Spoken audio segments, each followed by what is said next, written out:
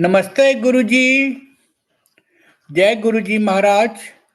जय गुरुजी साध संगत जी। शुक्राना। गुरुजी महाराज मल्टीलिंगुअल सेवादार टीम आप सबका स्वागत करती है। आज एक बार फिर गुरुजी महाराज की कृपा से हम सब लाइट ऑफ डिविनिटी डिवाइन ग्रंथ से एक सत्संग सुनेंगे। आज का सत्संग एस.के. चंद्र अंकल ने लिखा था, जो कि इस पुस्तक में है। आज के सत्संग को पढ़ने की सेवा गुरुजी की पुरानी संगत, ओल्ड संगत आकाश सेठी अंकल जी को दी गई थी। आज अंकल उपस्थित हैं। हम सब सौभाग्यशाली हैं कि आज अंकल इसका सेशन को लीड करेंगे। Over to you Akash Sethi uncle. जय गुरु जी। जय गुरु जी वासन अंकल। जय गुरु जी संगत जी। एक बार फिर गुरु जी का बहुत बहुत शुक्रिया कि इस नेक काम को करने की ड्यूटी लगी। और सत्संग लाइट ऑफ डिविनिटी से पढ़ना अपना या किसी का भी बहुत आनंददायक, बहुत सुकून देने वाला होता है। और हर सत्संग में ऐसा कुछ दोबारा याद करवा देते हैं गुरु जी कि जिससे आपकी आस्था, आपके विश्वास को शक्ति मिलती रहे। तो एस.के. चंदर जी का सत्संग है। अंग्रेजी में पढ़ूंगा, बीच बीच में जहाँ कुछ बताने लायक होगा तो हिंदी में भी बताऊंगा। टाइटल, शीर्षक है इस सत्संग का, माई मिरेकुलस सेवियर, यानी मेरे चमत्कारी संरक्षक, मेरे चमत्कारी राखनहारे। एस.के. चंदर जी लिखते हैं, I have been an avid admirer of Guruji ever since I met him in Chandigarh in 1991 inside a colleague's room at Income Tax Appellate Tribunal, where I was posted as presiding officer. Since then, whether I come to Sangats or not, Guruji is in my mind. This has proved to be and is a great blessing for me. वो कहते हैं कि 1991 में, जबकि वो presiding officer थे income tax appellate tribunal में, तो एक उनके सहकर्मी थे, कलीग थे, जिनके कमरे में उनकी गुरुजी से मुलाकात हुई और तब से वो उनके एडमायरर, उनके प्रशंसक बन गए। अब प्रशंसक कहना थोड़ा विचित्र लगता है, क्योंकि आज हम कहते हैं कि गुरुजी परमात्मा स्वयं है, तो संगत बन गए, प्रशंसक बन गए, भक्त बन गए, जो भी कहिए, तो उनके शब्दों का, उन्हीं के विचारों के हिसाब से मैं ट्रांसलेशन कहूँगा। और उन्होंने कहा है कि ये जो प्रशंसक होना मेरे लिए बहुत बड़ा आशीर्वाद हमेशा साबित होता रहा है। आगे कहते हैं, a few years ago for Guruji's birthday I found my self writing a poem. Though I can write, I am certainly not an English poet. But that day, I had been bidden to do so by an unknown power. The poem was distributed on his birthday to hundreds of devotees. ये भावना हमेशा आती है कि बताते हैं कि कुछ वर्ष पहले, ये 2007 के करीब का लिखा हुआ सत्संग है, कि कुछ वर्ष पहले एक प्रोफेशनल कवि, एक प्रोफेशनल अंग्रेजी का पोएट ना होते हुए भी उन्होंने एक गुरुजी के विषय में इंग्लिश पोएम की रचना की। और उन्हें महसूस होता है कि मैं उस काबिल नहीं था, परंतु कोई अदृश्य शक्ति, कोई पावर उन्हें ताकत दे रही थी, उन्हें इंस्पायर कर रही थी ये पोएम लिखने के लिए। और लिखने के बाद वो इतनी बढ़िया निकली कि सैकड़ों संगत जनों में वो बांटी गई। कई बार हम भी जब इस विचार से लिखने के बाद पढ़ते हैं तो लगता है कि हम नहीं बोल रहे, गुरुजी बुलवा रहे हैं। तेरी अजमतें लिखने को, तेरी अजमतें कहने को लिखता हूँ, तेरी रहमतें कहने को लिखता हूँ, कैसे तू सबका ख्याल रखता है, ये सारे जग को कहने को लिखता हूँ। तो ऐसा सब जब विचार आते हैं तो गुरुजी ही विचार देते हैं, गुरुजी ही शब्द देते हैं, और लिखने के बाद कई बार यकीन नहीं होता कि ये मुझ तुच्छ प्राणी द्वारा लिखी गई रचना है। आगे चंदर जी कहते हैं, इन January 2006 I fell seriously sick. I had fever and violently threw up twice before being found unconscious in my bedroom. यानी कि जनवरी 2006 में वो बुरी तरह बीमार पड़े, बहुत ज़्यादा फीवर था और उन्हें बहुत वेग के साथ वमन क्रिया हुई, यानी कि बहुत तेज़ी से 2 दफ़े उल्टी आई और उसके बाद वो बेहोश हो गए और अपने बेडरूम में पाए गए, यानी उन्हें होश नहीं था, उन्हें पाया गया। I was carried out on a stretcher straight to Indraprastha Apollo Hospital's ICU. A panel of doctors discovered that renal infection had gripped my body and my liver and kidneys had failed. उन्हें carry करके ICU में ले जाया गया Indraprastha Apollo hospital के, जहां पे check करने पे ये पता चला कि उन्हें किडनी की खतरनाक इन्फेक्शन हो चुकी थी और उनकी किडनी और लिवर दोनों फेल हो चुके थे। My heart had enlarged and the intestines were bleeding. The brain was affected and I had severe pneumonia. उनके मस्तिष्क पे भी असर हो चुका था, हार्ट एनलार्जमेंट हो चुकी थी और उन्हें न्यूमोनिया था। The doctors, based on these parameters, concluded that I had no chance of survival and communicated this to my family. They, however, said if the patient could hold on for the next 48 hours, there was a slight chance of survival. डॉक्टरों ने ये परिस्थिति देखते हुए, उनकी हालत देखते हुए कि माइंड ब्रेन भी कंप्रोमाइज हो चुका है, न्यूमोनिया उसे पकड़ चुका है, किडनी भी फेल है, हार्ट एनलार्ज्ड है, आंतों से खून आ रहा है और किडनी फेलियर तो हो ही चुका है। उन्होंने डिक्लेयर किया कि उनका बचना बहुत असंभव सा दिख रहा है, परंतु साथ ही साथ ये कहा कि यदि ये 48 घंटे निकाल जाएंगे तो फिर कुछ संभावना बन जाएगी इनके जिंदा रह पाने की। Inside the ICU, the doctors worked furiously on me. One day at 4 in the morning, when I was half conscious and a nurse was searching for some particular vein, I heard a doctor saying, I have done everything possible, but nothing is happening. I was rather alarmed. एक दिन सुबह ICU में रहते हुए चंदर जी को उनकी दृष्टि पड़ी कि डॉक्टर्स बड़ी तेजी से उन पे काम कर रहे थे और सुबह 4 बजे का समय था और उन्हें कुछ होश था, कुछ नहीं भी था। तो एक नर्स उनकी नाड़ी ढूंढने की कोशिश कर रही थी, इंट्रावीनस वगैरह जो दिया जाता है उस कारण से। और डॉक्टर ये कहता हुआ सुना उन्होंने कि मैंने सब कुछ जो संभव है वो कर लिया, पर कुछ हो नहीं रहा, ये व्यक्ति रिस्पॉन्ड नहीं कर रहा है। तो उन्हें ये बहुत अलार्मिंग लगा, उन्हें लगा कि शायद उनका अंत समय आ गया है। In the ICU, I had been trying to develop a live link with Guruji through my troubled mind. That day, I focused on a photograph of Guruji that showed him with cupped hands below his chin and closed eyes. A picture of divinity and serenity. I had this photograph in my house. उस परिस्थिति में जब सारे सहारे टूटते हुए और छूटते हुए और प्राण जाते हुए महसूस हो रहे थे चंदर जी को, उन्होंने गुरुजी से कनेक्शन बनाने की कोशिश की।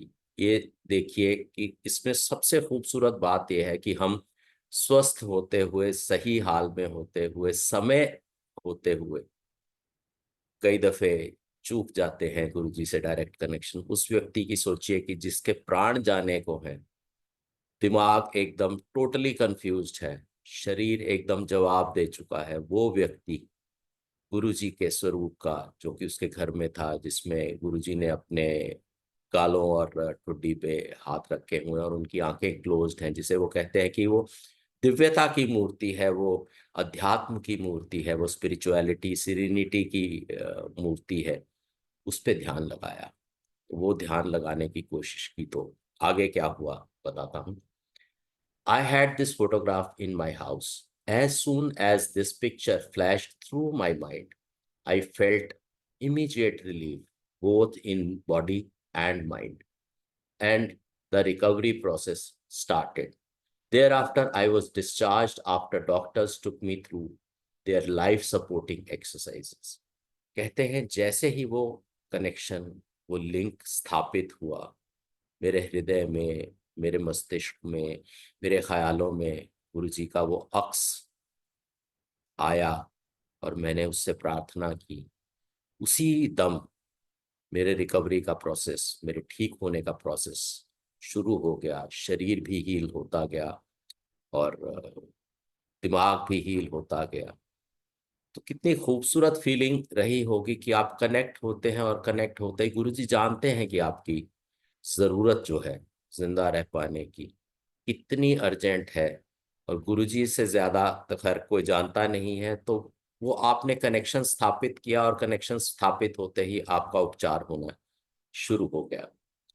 और डॉक्टर अपना काम करते रहे, उन्होंने लाइफ सपोर्टिंग एक्सरसाइजेस करवाई उनको। चार उनका आंतरिक तौर पे हो रहा था, मनोबल वापस आ चुका था। I had lost 25 kilos of weight and my entire frame looked thin and wasted. For months, I was unable to speak properly or walk. The doctor who had treated me for related illnesses asked me, "How did you survive? Even a person of half your age would have succumbed to the condition you were in."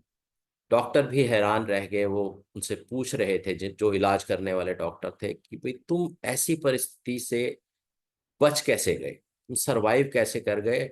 और एक इशारा इसमें यह भी है कि उम्रदराज थे चंदर साहब उस समय जब ये हादसा हुआ, कि डॉक्टर उनको पूछा कि तुमसे आधी उम्र का व्यक्ति भी ऐसी परिस्थिति में पहुंच के वापस जीवित लौट आए तो अचंभे की बात होती, और तुम तो इतने उम्र दराज हो, तुम फिर भी लौट आए। अब उसे क्या पता कि गुरुजी से कनेक्ट होना, गुरुजी की कृपा में होना, गुरुजी की मेहर होने पे कुछ भी असंभव नहीं है, सभी संभव हो जाता है।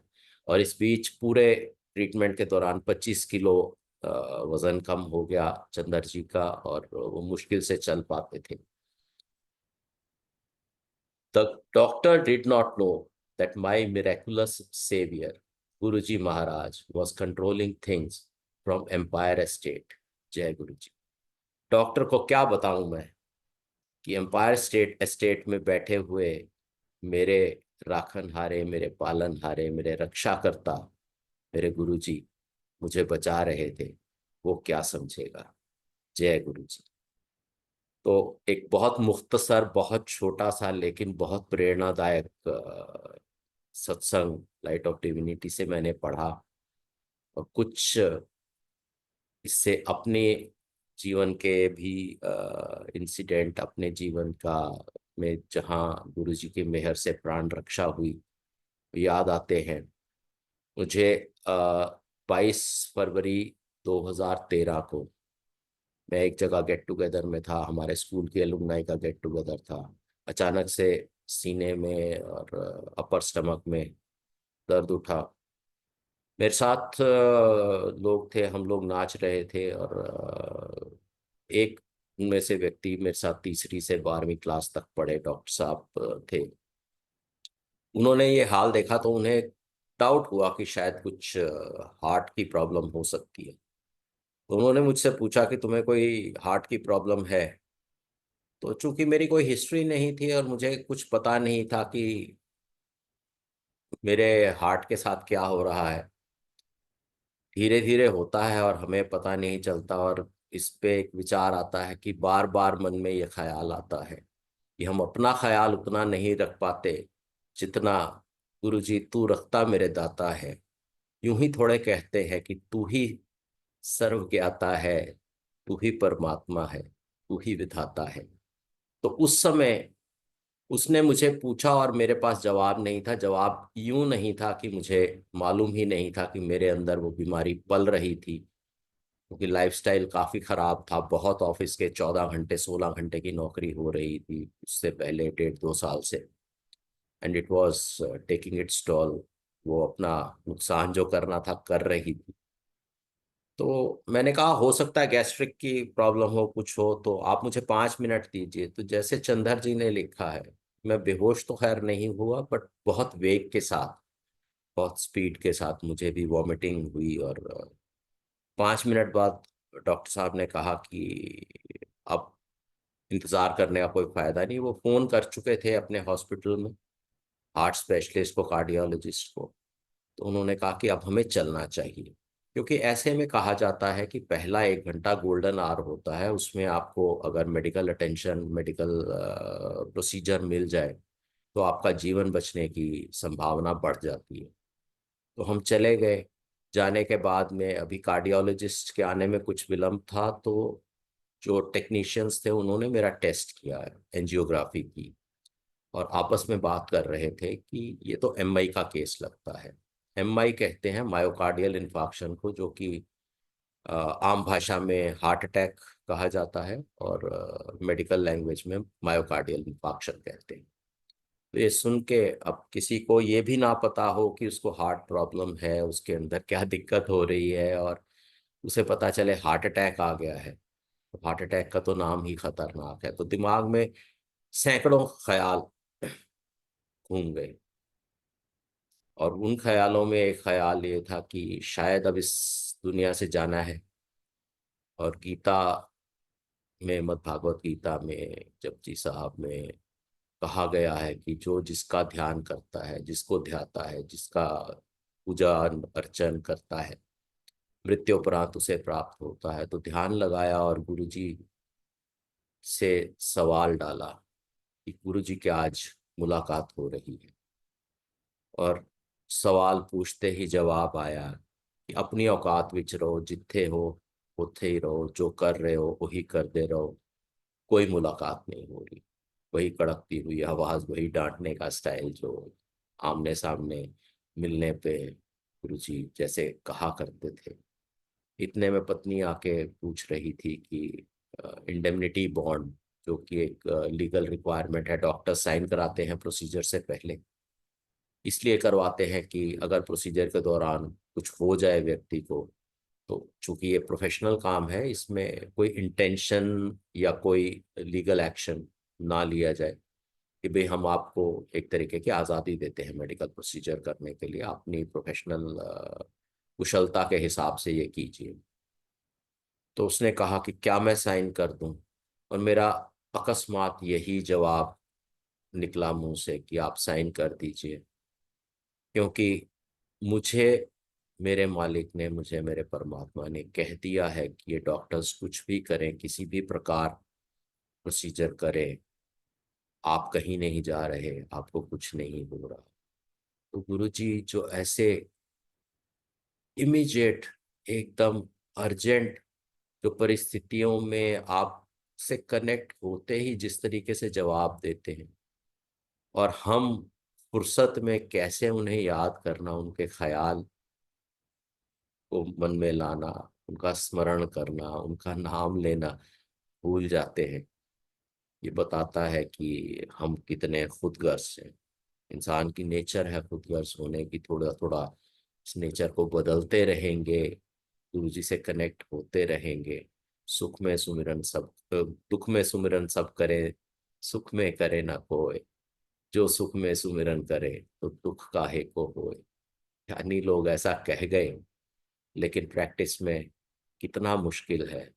लोग गुरु जी के दिए हुए, प्रभु के दिए हुए सुख, आनंद, विलास में डूबकर उन्हें ही भूल जाता है, शुक्राना करना भूल जाता है। तो निश्चय करें कि सदैव स्मरण करेंगे, सदैव नाम लेंगे, सदैव उनके ख्यालों में रहेंगे, उनका शुक्राना करते रहेंगे। जय गुरु जी।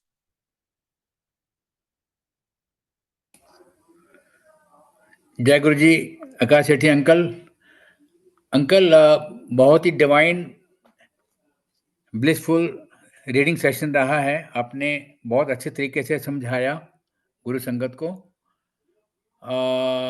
अभी अभी मेरे को मैसेजेस मिल रहे हैं संगत के कि अंकल से पूछिएगा कि जो नई संगत है उनमें अभी गुरु जी के प्रति फेथ कैसे और हम जगाएं, कैसे फेथ हमारा जागृत हो। तो ये उनको वो जानना चाहते हैं आपसे। अभी इसी इन्हीं पार्टिसिपेंट में ही संगत हैं। तो हम्म। थोड़ी देर के लिए प्लीज आप अगर कुछ जी प्रकाश जी, कर पाए। जैसा जय जैसा जैसा आदेश। जी जी।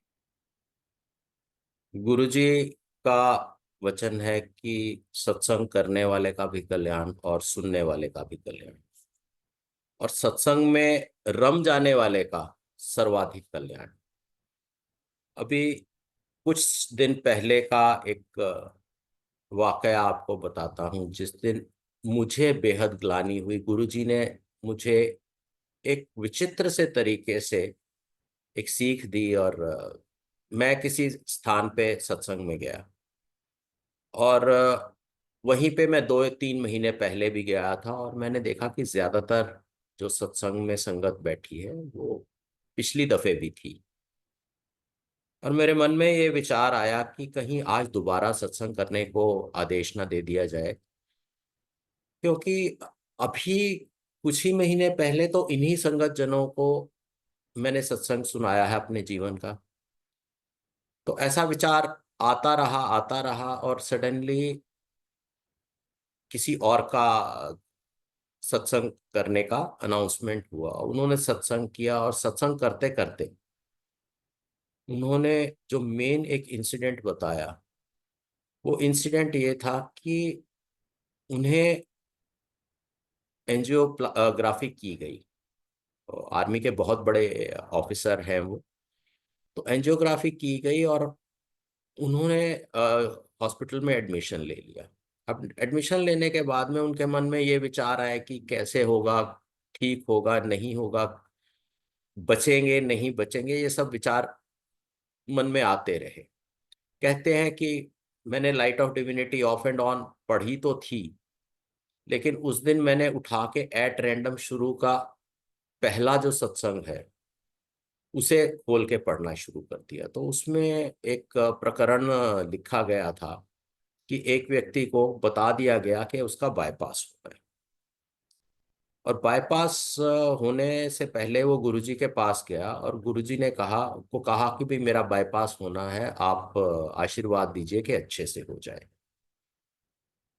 तो गुरुजी ने कहा कि तुमने बड़े दिनों से मेरे चरणों की सेवा नहीं की, मेरे पाँव नहीं दबाए, आप बैठिए और मेरे पाँव दबाइए। अब उसके मन में ये अंतर्द्वंद चल रहा है कि जाना है, रेस्ट करना है, सुबह बाईपास के लिए एडमिट होना है, परंतु गुरुजी का आदेश हुआ तो वो पाँव दबाते रहे, और बीच बीच में पूछते कि गुरुजी अब छुट्टी हो गई। तो एक वक्त आके गुरुजी ने कहा कि चलो जाओ, यहाँ से छुट्टी हो गई। उन्होंने कहा कि गुरुजी आशीर्वाद तो दे दीजिए कि कल जो मेरा बाईपास होना है वो ठीक ठाक हो जाए। तो गुरुजी ने कहा कि बाईपास तो तेरा मैं कर देता है, जा ऐश कर, विस्की पी। अब ये सत्संग उन जनरल साहब ने कोट किया और कहा कि ये मैंने पढ़ा, और मैंने कहा कि गुरुजी जब किसी के साथ ये कृपा की आपने तो मेरे साथ भी तो कर दो ना। तो ऐसा विचार कहते हैं कि मेरे मन में आया, और नतीजा क्या हुआ कि अगले दिन उन्हें भी प्री एडमिशन टेस्ट के अंदर पाया गया कि उनका हार्ट एकदम स्वस्थ है और उन्हें बाईपास की आवश्यकता नहीं। अब एक तरफ ये सुना मैंने, और सुनने के बाद ये रियलाइज किया कि जो सत्संग का प्रकरण उन्होंने पढ़ा वो मेरे ही लिखे हुए चैप्टर से है। मेरे मामा जी से ताल्लुक रखता है, जो हमें पहली दफे गुरुजी के पास लेके गए थे। उनका बाईपास गुरुजी ने पांव दबवा के कर दिया था। और मेरे मन में इतनी ग्लानि हुई कि एक तरफ मैं सोच रहा था कि मुझे सत्संग करने के लिए ना कहा जाए, और अब गुरुजी ने मुझे सीख देने के लिए जैसे बच्चे को प्यार से चपत मारते हैं कि मूर्ख, ये सुन कि तेरे लिखे से, तेरे कहे से किसी को भी कल्याण होता है, तो तेरा फर्ज बनता है ना कि जब कहा जाए, जब अवसर हो, तो सत्संग करे।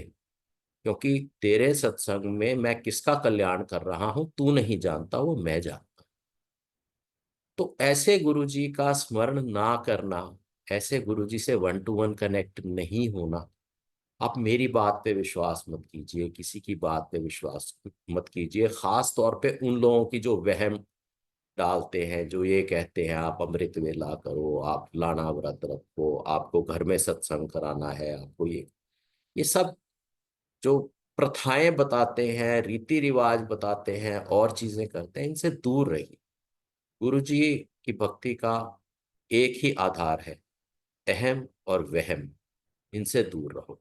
अपनी खुदी को, अपने अहम को, अपनी ईगो को नीचे लाइए, ताकि आप गुरुजी के चरणों में बिल्कुल एकदम हम्बल होके झुक पाए, उनका ध्यान लगा पाए, क्योंकि करता वही है। हमारी किस्मत लिखने वाले, हमारी किस्मत बदलने वाले वही हैं। और वहम नहीं करना। कोई कहे जी गुरु जी की तस्वीर ऐसे रखनी है, वैसे रखनी है, ऐसा करना है, वहां लगाना है, ये सब भ्रांतियां हैं, भ्रम है, जानता कोई नहीं। गुरु तुठे तो सब कुछ होता है, गुरु तुष्ट हो तो सभी कुछ होता है। और गुरु कैसे तुष्ट होता है, गुरु ही जानता है। कोई एजेंट की जरूरत नहीं है। गुरु जी कहते थे ना, पहले भी मैं, हुण भी मैं, ते अगे भी मैं। मेरे नाल डायरेक्ट कनेक्शन जोड़ो, उनका स्मरण करो, उन्हें ध्यान में रखो, उनसे बातें करो। किसी और से बहुत बात करने की जरूरत नहीं, क्योंकि जितनी बातें होती हैं, हम लोग गुरु जी के भौतिक रूप में रहते हुए जाके संगत में बैठते थे, मना था सोशलाइज कर, पर्सनल संबंध बनाना और संगत के साथ मना था। हाँ, आप उनका सत्संग सुनते हैं, आपको कोई स्पष्टीकरण चाहिए, कुछ एक्सप्लेनेशन, डिस्क्रिप्शन चाहिए, तो आप पूछ लीजिए। परंतु वहम देने वाली जो संगत है, रीति रिवाज बताने वाली जो संगत है, उल्टे सीधे चक्करों में डालने वाली है, उनसे आप बच के रहिए।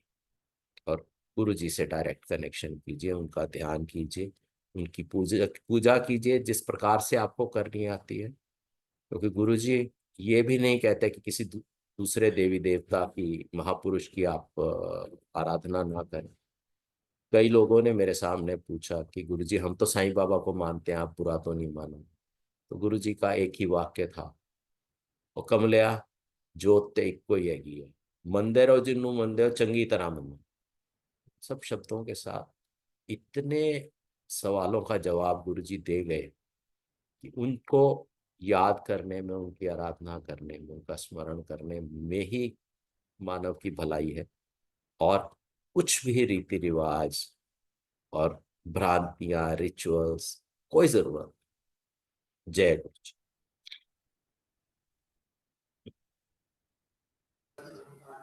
जय गुरु जी महाराज। बहुत ही प्यारे प्यारा सा सत्संग आपने सुनाए, संदेश मिले हैं गुरु संगत को। महाराज की कृपा ऐसे ही हम सब पर बनी रहे। अंकल, अभी वैसे समय है, अगर मतलब आप संग शेयरिंग कर, मैंने अभी घड़ी देखी, अभी तो आधा आधा टाइम हुआ है, अभी कुछ कर सकते हैं अगर अगर आदेश हो तो। नहीं तो हम आदेश तो गुरु जी देने वाले हैं, और हम तो अंकल एक आगे। अंकल एक पोएम सुना दें, एक अच्छी सी भजन, जो हाँ कि जी। आप एक अच्छा सा पोएम सुना दें, जो आपने काफी पोएम लिखी है ना। जैसे जी। महाराज ने एस चंद्र अंकल को की कृपा से उनको पोएम लिखने की प्रेरणा मिली, तो थोड़ा सा इसी हम्म। इसी से संबंधित आप कुछ बताएं, आपको हम्म। कैसे प्रेरणा मिली? आप भी एक अच्छे कवि हैं। मैंने लिखना बंद कर दिया था 1993 में, क्योंकि जॉब का प्रेशर बहुत ज़्यादा था, और समय नहीं निकलता था, और हर चीज़ के लिए परमिशन लेनी पड़ती थी एम्प्लॉयर से। तो कहीं सन 2011 में सोशल मीडिया पे मैं एक संगत से कनेक्ट हुआ। रमा बहल आंटी होती थी, तो शी रादर फोर्स्ड मी, कहते कि तू लिख सकता है, तू गुरुजी के बारे क्यों नहीं लिखता। मैंने कहा मुझे तो हिंदी टाइपिंग भी नहीं आती। कहते ठीक है, मैं फोन पे तेरे को 5 मिनट में सिखा दूंगी। उन्होंने सिखाया। उनकी प्रेरणा, और उनके प्रेरणा क्या कहूँ, कि उनके जो है प्रेशर में मैंने वापस लिखना शुरू किया। और जिस तरह का एक उदाहरण चंदर अंकल के सत्संग में है, कि वो प्रोफेशनली इंग्लिश के पोएट नहीं थे, उन्होंने लिखा और उन्हें बाद में महसूस हुआ कि क्या ये मैंने लिखा है, ये कोई अदृश्य शक्ति है, ये गुरु जी की प्रेरणा है, या गुरु जी का करम है, उनकी मेहर है कि जिसने लिखवाया है। उसी तरह से कई बार अनायास ही ऐसे ऐसे विचार और ऐसे ऐसे लफ्ज लिखे जाते हैं कि जिन्हें देख के बाद में खुद यकीन नहीं होता कि ये मैंने लिखा है, ये मेरे बस का था या है। सो मच सो कि मैं रचना नहीं बताऊंगा, वो वाली एक बड़ी लंबी रचना थी जो बहुत प्रेरित होके मैंने लिखी। और लिख के घर में कोई नहीं था, तो गुरुजी का जैसे कहना है कि जहाँ महापुरुषों की प्रेजेंस होती है बिना उनके नजर आए, तो वहां पे फ्लिकरिंग ऑफ लाइट्स और बटरफ्लाइज और ये सब। तो वो जैसे ही मैंने कंप्लीट की और मैं सोच रहा था, और वो हिंदी भाषा में नहीं थी, अंग्रेजी में नहीं थी, वो अवधी में थी, और मैं जाने कैसे लिख रहा था क्योंकि अवधी तो मेरे को बिल्कुल बहुत कम आती। लिखते लिखते जैसे ही कंप्लीट हुई और मैंने हाथ जोड़ के कहा कि गुरुजी ये आपको अर्पण है, तो सडनली आई ऑब्जर्व कि मीटर में इतनी तेज फ्लक्चुएशन हुई, स्पार्क्स आने शुरू हो गए। तो एहसास हुआ कि लिखवाने वाला, लिखने वाला कोई और है, मैं नहीं। कई बार पूरा पूरा सत्संग सुनाने के बाद में उसे सम अप करने के लिए कोई कहता है, तो समझ नहीं आता कि किस किस चीज का शुक्र किया जाए, किस किस चीज का एहसान माना जाए। क्योंकि क्षुद्रता और अपने लफ्जों की भी, अपने ख्यालों की भी, अपने अस्तित्व की भी अच्छे तरह से पता है। हम अच्छे से जानते हैं कि गुरु जी परमात्मा है, और हम नेक आत्मा तक नहीं है, मतलब एक अच्छी आत्मा भी नहीं है, क्योंकि इस आत्मा को हम बुरे कर्म करके, बुरी चाहते करके कई तरीके से कलुषित करते रहते हैं, दागी करते रहते हैं। और फिर गुरुजी माफ कर देते हैं, फिर हमारे कष्ट अपने पे ले लेते हैं, और सम अप करने में जो है कि गुरुजी ने इतने करोड़ों का बेड़ा पार किया है। समुंदर में जितनी बूंदें हैं, उनमें से एक बूंद, एक कतरा हमारे हिस्से भी आया है। तो तेरे नूर की इस एक बूंद से जिंदगी में खुशियों का सैलाब आ गया। कि तू समंदर है, तेरे एक बूंद हमें मिली है, तेरे नूर की एक बूंद से जिंदगी में खुशियों का सैलाब आ गया। सैलाब माने बाढ़ कहते हैं। तेरे नूर की एक बूंद से जिंदगी में खुशियों का सैलाब आ गया। जिसने भी मेरा नसीब देखा तो कहा हाय, इसके नसीब पे कितना शबाब आ गया। शबाब माने खूबसूरती।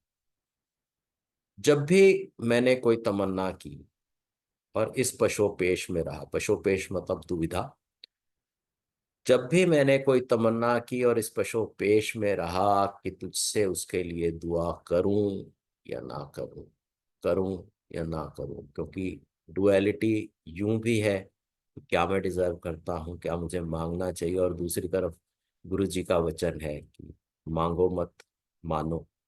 तो इसके चलते दुविधा। जब भी मैंने कोई तमन्ना की और इस पशोपेश में रहा कि तेरे से उसके लिए दुआ करूं या ना करूं, दुआ करने से पहले ही तेरे दर से उस दुआ का मुकम्मल जवाब आ गया। मानते रहिए, मांगने की जरूरत ही नहीं पड़ेगी। तो इस विचार के साथ जय गुरु जी। आज बस इतना ही। जय गुरु जी महाराज। बहुत ही सुंदर शब्दों में आपने काफी चीजें बताई। महाराज की कृपा आप पर, गुरु संगत पर बनी रहे। इसी के साथ अब हम सब महाराज से आज्ञा लेंगे। जय गुरु।